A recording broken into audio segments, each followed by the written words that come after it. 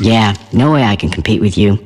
I'm just an animated character with a funny voice, while you're an actual, real live person. With your intellect and your experience, you're practically a god. All my verbalized thoughts definitely fall woefully short of your fancy inquiring mind's research. Whatever I spew on here could be said better by you, my friend. But you just don't need to. You can express your public stances by simply clicking the like button, or with a smug comment.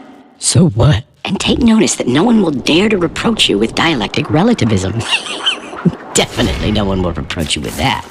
It must be awesome being you. There once was a wise old teacher. He was so great that people didn't even understand what they could learn from him. Some said he used to be some kind of filthy rich and powerful businessman, but then he forsook the vanities of the world after realizing the true nature of life. And then one seeker, the very bravest of all of them, comes to him and says, "Oh, great and wise teacher, I'm disappointed in this world. It's rotten to the very core. Help me obtain the vision of truth, please."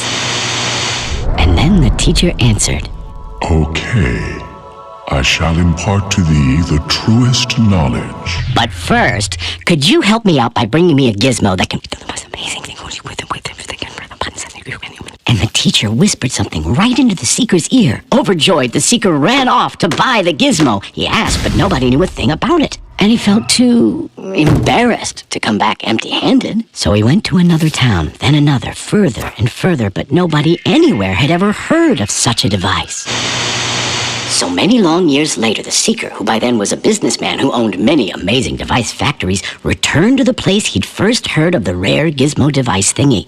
And he brought with him a whole trainload of amazing equipment. The seeker was pleased with himself. He had designed and produced things that had never existed before. He had to be worthy to learn the truth now, right? But the teacher's hut was empty.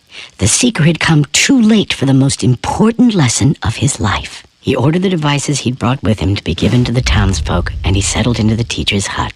But soon he was visited by new seekers. They asked, "Oh, great teacher, what must we do to grasp the true meaning of things?" The teacher smiled. Okay, I'll tell you, but first, could you bring me a little gizmo that turns into The most amazing thing.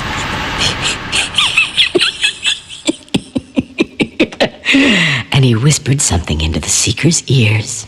Well, did you listen to the story? So what?